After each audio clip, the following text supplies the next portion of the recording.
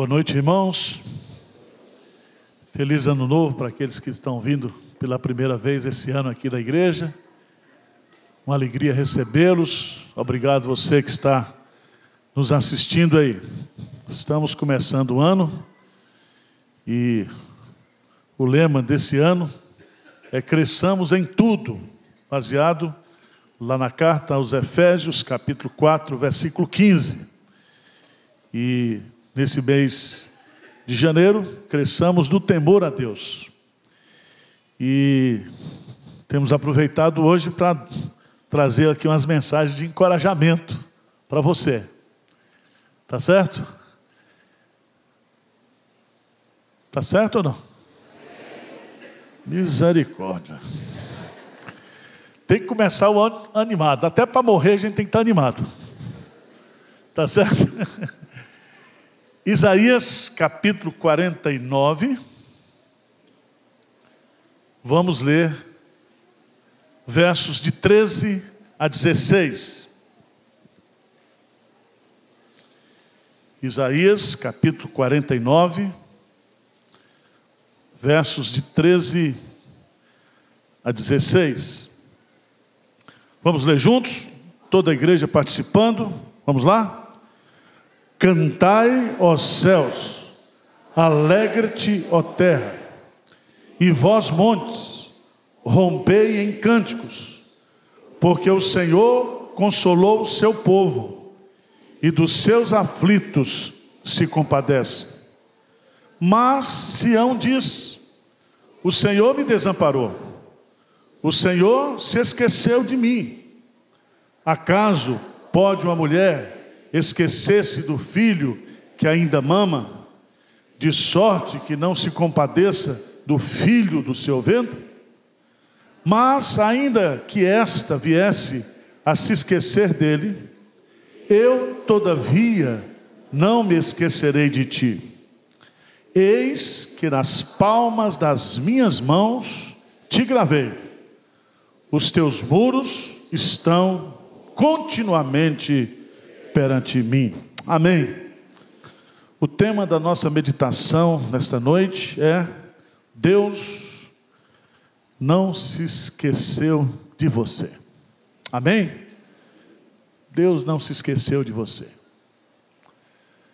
Você está na memória de Deus, no coração de Deus. Você está gravado nas palmas das suas mãos. É o que ele diz aqui. A guisa de introdução, como diz o príncipe, Isaías é o evangelho do Antigo Testamento. Todos os crentes primitivos, até o primeiro século, eles não tinham o Novo Testamento. E o livro que a igreja primitiva usava para pregar o evangelho era o livro de Isaías. Jesus, quando vai pela primeira vez no seu ministério lá na sinagoga de Nazaré, ele lê Isaías capítulo 61 e diz: hoje se cumpriu essa escritura. O eunuco, quando foi evangelizar aquele homem lá da Etiópia, o homem estava lendo Isaías capítulo 53. E Filipe explica a pessoa de Jesus através do texto de Isaías e todo o Antigo Testamento. O apóstolo Paulo, ele ia nas suas viagens missionárias pregando o evangelho, e ele ia nas sinagogas e ele lia os textos de Isaías, explicava os textos de Isaías para dizer que Jesus Cristo era o quê? O Messias prometido. Por isso que o livro de Isaías é o texto mais citado no Novo Testamento. Há mais de 200 citações de Isaías no Novo Testamento. Isaías viveu no 7º século antes de Cristo, ele foi profeta. E o seu livro tem 66 capítulos. Assim como a Bíblia tem o quê? 66 livros.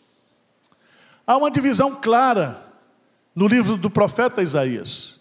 Do capítulo 1 até o capítulo 39, Deus denuncia o pecado do povo e anuncia o seu juízo às nações, inclusive para Israel. Mas a partir do capítulo 40 até o capítulo 66, a mensagem de Deus deixa de ser uma mensagem de juízo e passa a ser uma mensagem de graça. E é tão interessante porque o Antigo Testamento, ele foi escrito, ele foi nos dado para revelar o nosso pecado. E o Novo Testamento foi nos dado para mostrar o remédio do pecado na pessoa de Jesus Cristo. Por isso que o capítulo 40 de Isaías começa com a expressão consolai o meu povo. E esse consolo vem através da pregação de João Batista, que é o precursor do Messias. E o Messias vai voltar. O Messias virá. Ele será o consolador de Israel. O capítulo 49 de Isaías, presta atenção, capítulo 49 até o capítulo 53, nós temos aquilo que em Isaías se chama os cânticos do servo. São 4 cânticos que Isaías compõe para descrever a figura do servo, que é Jesus Cristo. Se você observar o tema do capítulo 49, o servo do Senhor é a luz dos gentios. O mais conhecido desses cânticos é Isaías capítulo 53, quando o servo sofredor, ele efetiva a expiação, a sua morte substitutiva em nosso lugar. E ele nos traz assim a redenção completa, total e definitiva. Esse capítulo 49, nós estamos aqui no primeiro cântico do servo. E a mensagem é uma mensagem de esperança, é uma mensagem de consolo. O povo de Israel falhou como representante de Deus perante as nações. A nação de Israel seria uma nação sacerdotal, uma nação profética. O ministério de Israel era anunciar às outras nações a existência do Deus único, vivo e verdadeiro. Mas ao invés disso, a nação de Israel imitou as nações pagãs. E ao invés de influenciar as nações influenciaram a Israel. Mas mesmo assim, o amor de Deus por Israel é um amor eterno. É um amor inigualável. É um amor inseparável.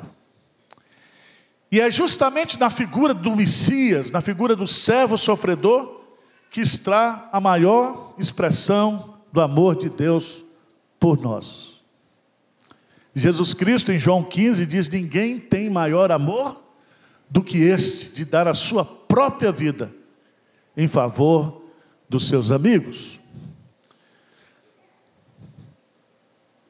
Veja, nesse texto que nós lemos aqui, no versículo 13, depois de anunciar o servo do Senhor, que é Jesus Cristo, depois de prometer a restauração de Israel, veja no versículo 13, que há um imperativo festivo aqui. Deus diz para Israel: cantai, ó céus, alegra-te, ó terra, e vós, montes, rompei em cântico, porque o Senhor consolou o seu povo, e dos seus aflitos o que? Se compadece.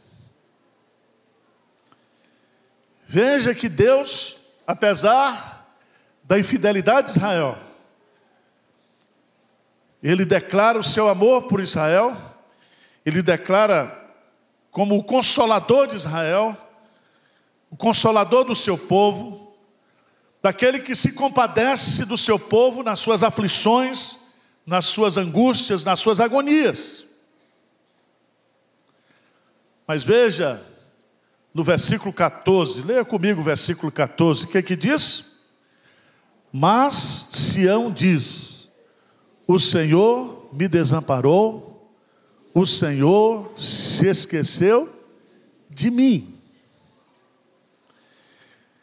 Se no versículo 13 o amor é declarado, no versículo 14 o amor é o quê? Questionado. Questionado. O Senhor se esqueceu de mim. Irmãos, de fato, a situação que o povo de Israel viveu com a invasão dos assírios e depois com a invasão dos babilônicos, diante de tanto sofrimento, diante de tanta luta, diante de tanta tamanha disciplina de Deus, é natural que eles se sentissem o quê? Abandonados. Agora aqui para nós, quantos de nós também, hoje, nós não agimos da mesma maneira? Nós declaramos e nós sabemos na Bíblia que Deus nos ama, mas quando vem um problema, quando vem um diagnóstico de doença, quando vem um desemprego, quando vem uma tragédia na nossa vida, a primeira coisa que a gente questiona é: será que Deus nos ama mesmo? E quando as coisas não acontecem com você? Você olha ao seu redor e parece que todo mundo está sendo abençoado e só você não está recebendo as bênçãos de Deus. E tem crente que é um filme: é esqueceram de mim 1, esqueceram de mim 2, esqueceram de mim 3. Está sempre questionando Deus, dizendo: Deus não se importa comigo, Deus não me ama. Esse ano de 2023 eu olhei e vi na minha família, e vi na igreja, muita gente sendo abençoada, muita gente prosperando, muita gente se realizando. E a gente sempre tem aquela visão de que os outros estão sendo abençoados e que Deus também o quê? Se esqueceu de mim.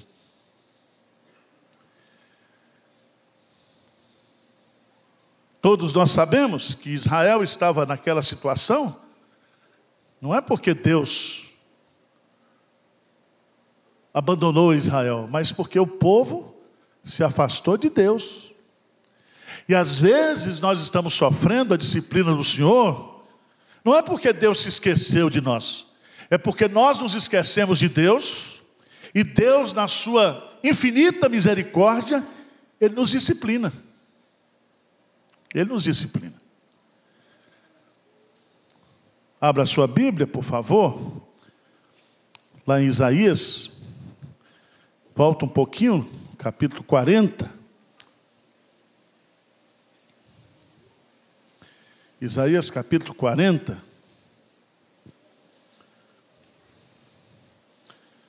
No versículo 27. O que diz aí o versículo 27? O que diz?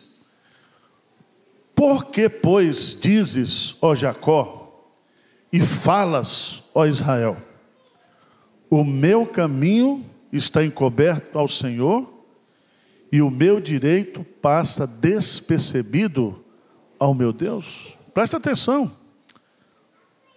Jacó está dizendo, Israel está dizendo: o meu caminho está encoberto que ao Senhor. Significa que Deus não se importa comigo, Deus não está vendo, é como se eu estivesse escondido aos olhos de Deus.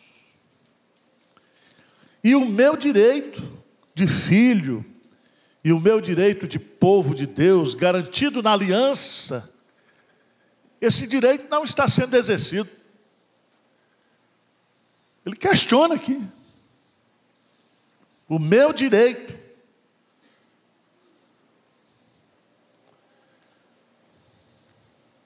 Quem já pensou isso de Deus, levanta a mão aqui.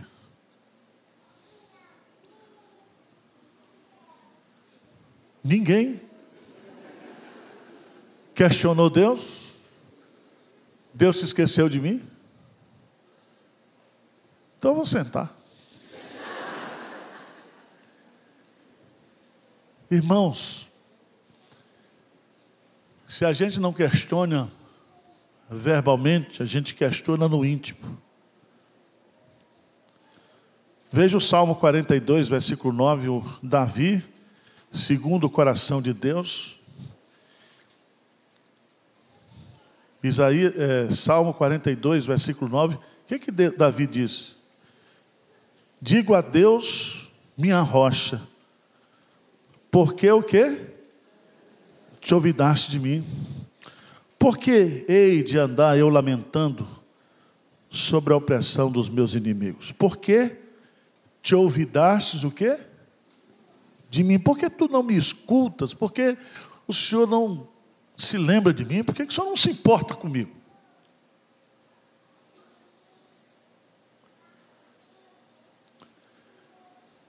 Se o amor é declarado,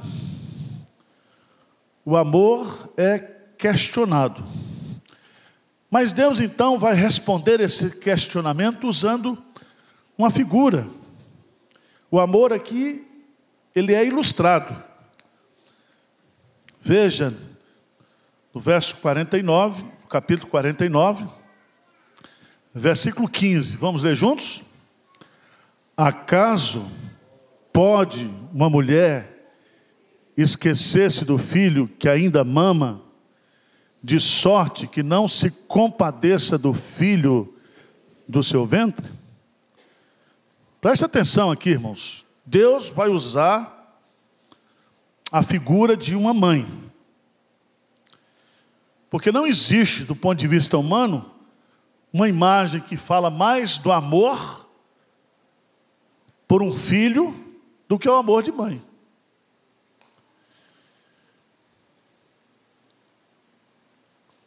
E é tão interessante porque não é um filho adolescente.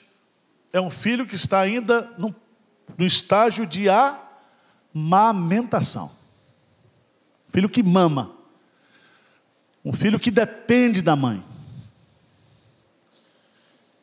E se, considerando que essa mãe tem juízo, é quase uma pergunta de retórica que a resposta é jamais. Jamais uma mãe que que tem um filho depois de 9 meses, e esse filho é recém-nascido, esse filho depende para viver do leite materno, da amamentação, do cuidado. E ele diz assim, não existe essa possibilidade. Não existe essa possibilidade. Ele vai dizer claramente aqui no texto, mas ainda que esta viesse a se esquecer dele, eu todavia o quê? Não me esquecerei de ti. O Senhor se esqueceu de mim? Deus está respondendo. Ainda que uma mãe pudesse se esquecer de um filho que depende dela para viver, um recém-nascido, eu jamais me esquecerei o quê? De ti. Amém? O salmista Davi, no Salmo 27, versículo 10, diz que ainda que meu pai e a minha mãe me desampararem, o Senhor me acolherá. Está lá no Salmo 27, versículo 10. Põe na tela aí, vamos recitar esse versículo. O que Davi está colocando aqui? O que diz aí? Vamos ler juntos?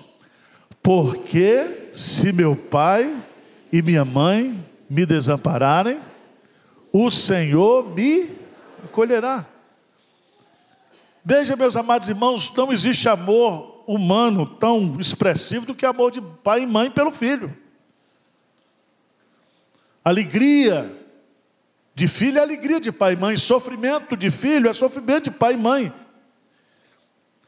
E a gente carrega o filho no coração até morrer. E a gente quer o melhor para o filho. E se o filho sofre, a gente sofre com o filho. Se o filho entristece, a gente entristece com o filho. Mas ainda que houvesse essa possibilidade de um pai e de uma mãe se esquecer, desamparar um filho, Davi está dizendo: eu tenho um pai, que é Deus, que jamais o que me desamparará.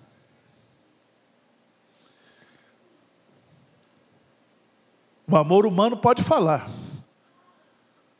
As afeições e os relacionamentos humanos são defeituosos. Mas o amor de Deus e o relacionamento de Deus e o compromisso de Deus e a aliança de Deus para conosco é eterna e infalível. Deus jamais se esquece de mim e de você. Amém?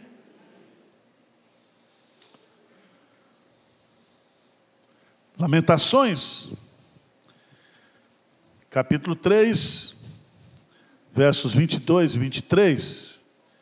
Lamentações 3, 22 e 23. É lindo esse texto, porque diz assim: as misericórdias do Senhor são a causa de não sermos o quê? Consumidos. Porque as suas misericórdias não têm fim, renovam-se a cada manhã.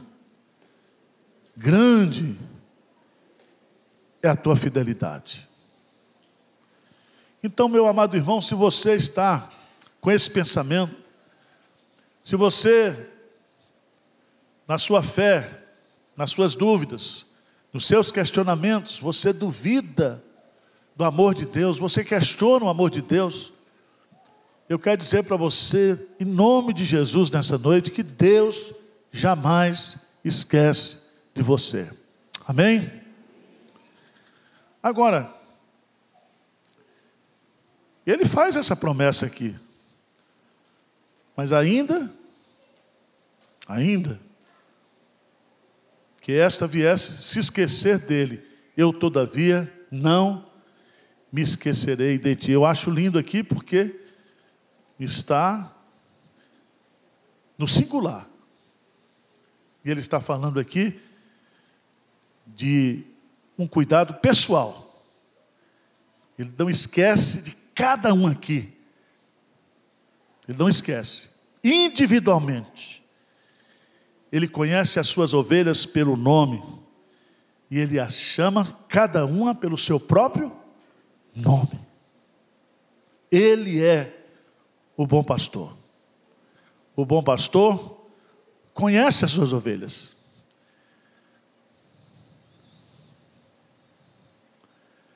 Mas eu quero ir para o verso 16, porque no verso 16 nós temos a prova do amor. Se no versículo 13 nós temos o amor declarado, se no 14 nós temos o amor questionado, se no versos 15 ou no verso 15 nós temos o amor de uma certa forma desenhado, ilustrado. No versículo 15 nós temos, no versículo 16 nós temos o amor provado. Provado. Vamos ler juntos o verso 16, o que aqui diz aí? Eis que nas palmas das minhas mãos te gravei. Os teus muros estão continuamente perante mim. Preste atenção que esse versículo, ele é riquíssimo. Primeiro, ele começa com essa expressão eis. Eis. Todas as vezes que Deus quer chamar a atenção para uma declaração inédita, ele usa essa expressão eis. Eis que a virgem conceberá e dará a luz um filho, e lhes porás o nome de Jesus. Os anjos disseram: eis que vos trago novas de que? Grande alegria. Eis.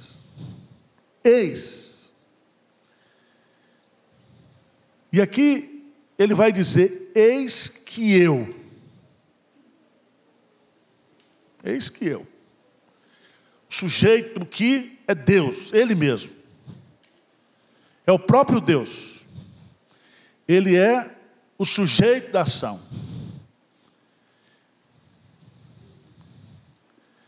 Jesus Cristo diz lá em Lucas, capítulo 10, versículo 20, que nós devemos nos alegrar, porque o nosso nome está escrito no livro da vida. Quem foi que escreveu o nosso nome no livro da vida? O próprio Deus. E Ele escreveu o nosso nome, de forma imerecida. Esse nome não pode ser apagado. Esse nome não pode ser errado. Não vai aparecer Zé Arivaldo lá não. Vai ser Arival. Ele escreveu o nosso nome. Ele escreveu o nosso nome, não tem nenhum anjo, nenhum demônio, nenhum querubim, nenhum serafim que possa apagar esse nome. Colocar um branquinho lá e você não entrar no céu, você não ser salvo. Pelo contrário, Ele conhece as suas ovelhas. Ele deu a vida por mim e por você. Ele, quando subiu ao Calvário, Ele sabia por quem Ele estava morrendo. E é tão bonito isso aqui, porque ele vai dizer: eis que eu gravei. E o verbo gravar está no passado. E gravar aqui não é imprimir, não é carimbar. O verbo gravar aqui é uma inscrição perpétua. É a mesma figura que aparece nas tábuas da lei, quando o dedo de Deus escreve a sua lei nas tábuas de pedra. Ele escreveu, diz que o dedo de Deus escreveu. E por que foi numa pedra? Por que não foi no pergaminho? Por que não foi no papel? Porque a pedra é símbolo da estabilidade, é símbolo da eternidade. E ele escreveu pessoalmente, ele gravou.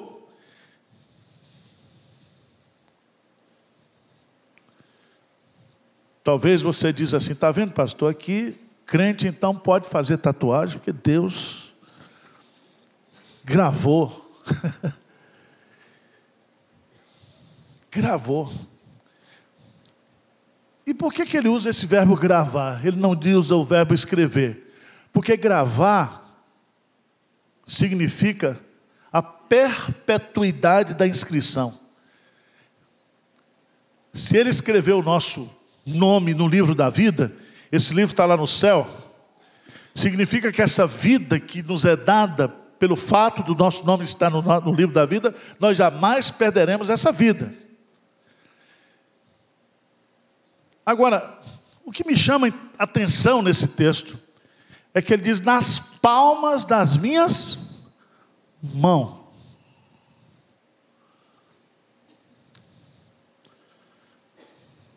Não é assim? Palma da mão. Ele escreveu o nosso nome nas palmas da sua mão. O que é que significa isso, irmãos? O que é que simboliza as mãos de Deus?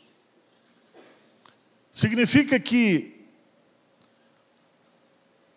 todo o agir de Deus, toda a ação de Deus, quando Ele olha para as suas mãos e o agir dele antropomorficamente é feito pelas mãos, tudo que Ele vai fazer, Ele vai sempre se lembrar o quê? De nós. Por isso que Paulo diz: todas as coisas cooperam para o bem daqueles que amam a Deus.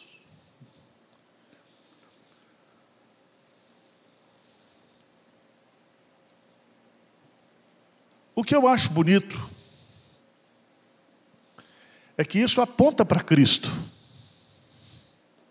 Aponta para Cristo. Aponta para o Calvário. Abra a sua Bíblia lá no Evangelho de João, no capítulo 20. Jesus ressuscitado, já com seu corpo ressuscitado, não com seu corpo glorioso. João capítulo 20.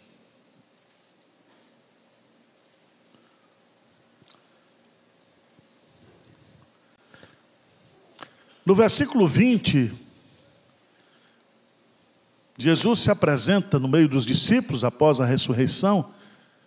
Veja o versículo 20 que aqui diz: e dizendo-lhes isto, lhe mostrou as mãos e o lado. Alegraram-se, portanto, os discípulos ao verem o quê?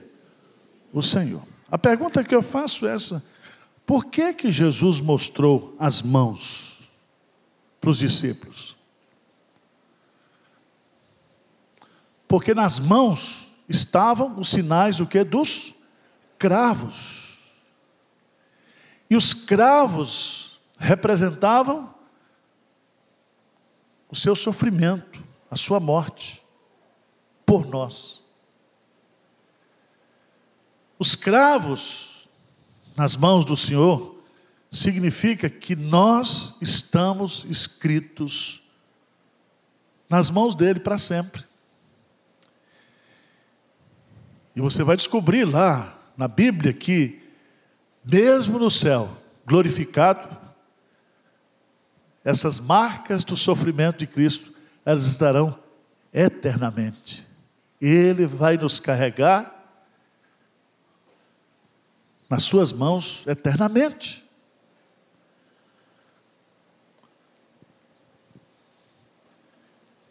Eu acho lindo esse texto de Isaías, e todas as vezes que eu choro, porque eis que nas palmas das mãos te gravei.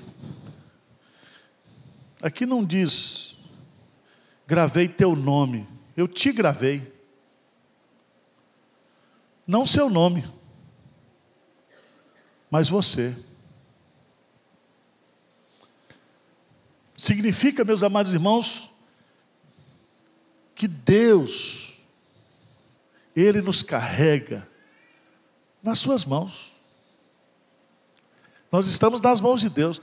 Como é que você pode dizer, como diz Israel, o Senhor me desamparou, o Senhor se esqueceu de mim? Ele está dizendo, para com isso. Eu jamais esqueceria de você, porque eu carrego você nas minhas mãos. Vocês estão gravados, não o nome de vocês, mas a pessoa de vocês. Lembra o que Jesus diz? Lá em João capítulo 10, Ele conhece as suas ovelhas, Ele nos dá a vida eterna, e nós jamais o quê? Pereceremos. E diz assim, e das mãos do Pai, ninguém o quê? Arrebatará. Nós estamos nas mãos de Deus. Essa figura da gravação aqui não significa meramente uma tatuagem, um sinal do amor de Deus. Significa que nós estamos nas mãos de Deus. Que tudo que Deus vai fazer, nós estamos diante dos seus olhos. Por isso que ele diz, os teus muros estão continuamente o quê? Perante mim.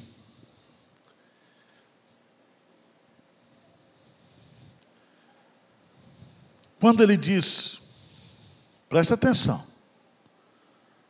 eis que nas palmas das minhas mãos te gravei, ele diz assim, a sua pessoa, as suas circunstâncias, os seus pecados, as suas tentações, as suas fraquezas, as suas necessidades, as suas obras. Eu gravei você tudo sobre você está diante de mim. Amém? Não existe a possibilidade de Deus jamais se esquecer de mim e de você. Dá um amém aí, pelo amor de Deus. Não tem jeito.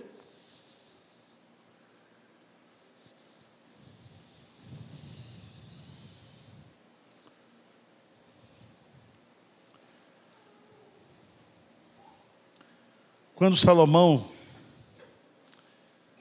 ele fala do amor, ele diz assim: põe-me como selo do teu coração, como selo em sua mão. E aqui nós temos, pelo menos aqui, 4 aplicações práticas que eu quero deixar para você voltar para casa hoje sabendo que você tem um Deus que jamais se esquece de você. Ele não esqueceu de você em 2023, Ele não vai esquecer de você em 2024. Amém? Primeiro, Deus pensa constantemente em mim e em você. Ele pensa eternamente, Ele pensa continuamente, Ele pensa infalivelmente. Eu é que sei que pensamentos têm a vosso respeito. Eu é que sei. Ele sabe o que é melhor para mim, Ele pensa em mim. Eu é que sei que pensamentos têm a vossa, pensamentos de paz e não de mal, para vos dar o fim que desejais. Então, Deus, todo dia, toda hora, em todo momento, Ele está ligado em nós. Os olhos do Senhor estão postos sobre nós, sobre aqueles que o temem. O guarda de Israel não dorme nem dormita. Segundo, se eu estou gravado nas mãos dEle, Ele não somente pensa constantemente em nós, mas Deus faz tudo sempre para nós, para o nosso bem. Veja em Isaías capítulo 64, Isaías 64, versículo 4, lê comigo bem forte, o que diz esse versículo? Porque desde a antiguidade não se ouviu, nem com o ouvido se percebeu, nem com olhos se viu, Deus além de ti, que trabalha para aquele que nele espera. Tudo que Deus faz é trabalhar para nós e por nós. Você está dormindo, Ele está cuidando de você. Cada passo que você dá, Ele está te acompanhando. O que você precisa, Ele já está providenciando lá adiante. Ele está cuidando de você, em tudo. Terceira aplicação prática. Se eu estou gravado nas mãos de Deus, Ele me segura na sua mão. Salmo 37, versos 23 e 24. Dá uma olhadinha lá. Salmo 37, 23 e 24. O que diz, irmãos? Maravilhosa verdade desse texto. O Senhor firma os passos do homem bom e no seu caminho se compraz. Se cair, não ficará prostrado, porque o Senhor o segura pela sua mão. Você está nas mãos dEle. Ele firma os seus passos, mas se porventura você cair, Ele não larga você. Ele segura você. Você está nas mãos dEle, mesmo prostrado, mesmo vivendo uma situação de prostração, Deus não larga você. E ninguém pode nos arrancar dessa mão. Ele nos segura, Ele nos sustenta.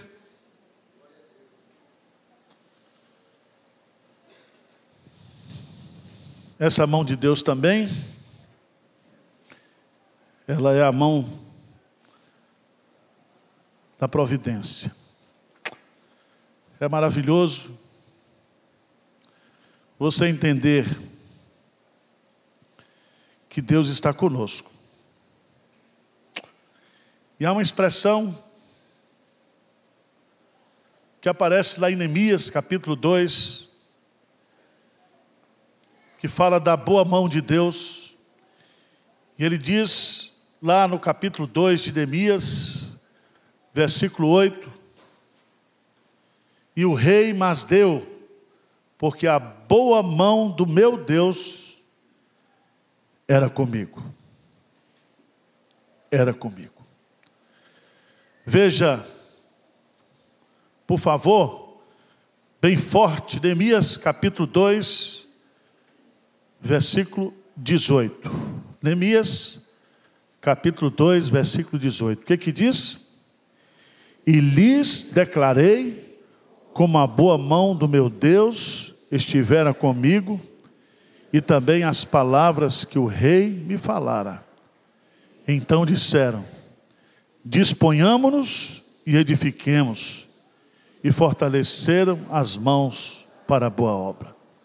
Quando ele declarou como a boa mão do meu Deus estivera com ele, significa que a mão de Deus providenciou tudo que ele precisava, que ele necessitava para fazer a obra de Deus.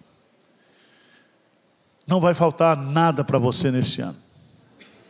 Deus vai cuidar de você, porque você está nas mãos de Deus. E quando vier a tentação de você pensar, Deus se esqueceu de mim, você se lembre desse versículo. Lembre desse versículo.